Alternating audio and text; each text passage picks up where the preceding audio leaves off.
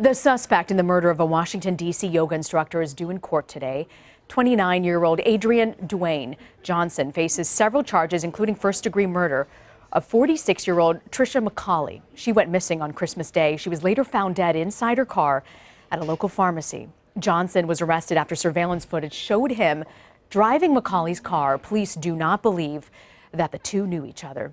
Joining me now from the D.C. Supreme Court is Nikki Burdine, who's a reporter for our Washington station, WUSA. Nikki, Adrian Duane Johnson, the man charged in the murder of Tricia McCauley, has his first court appearance today.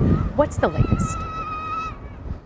Right, he's supposed to be in court today. He was actually supposed to be there right now, starting at about 1 o'clock for his initial arraignment, but I'm told that has been delayed now to at least 2:30. We'll be in court and wait and see what happens there, but for right now, it has been delayed about an hour.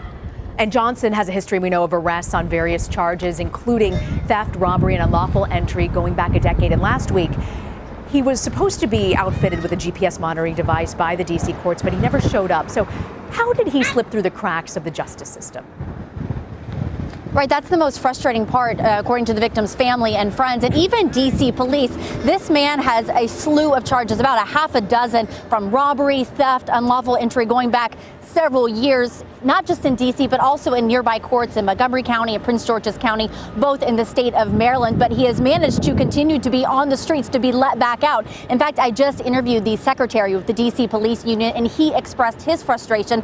He says his officers did a fantastic job with this case. As soon as that tip came in about where Johnson was, they were able to find him within a matter of hours and make that arrest. But this never would have happened if he wouldn't have been on the streets in the first place.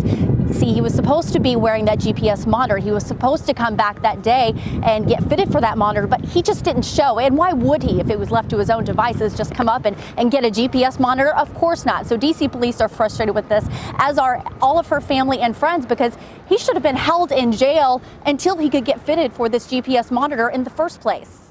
And do we know what happens next in this case? Well, we know, he will be in court for this arraignment, hopefully in the next hour.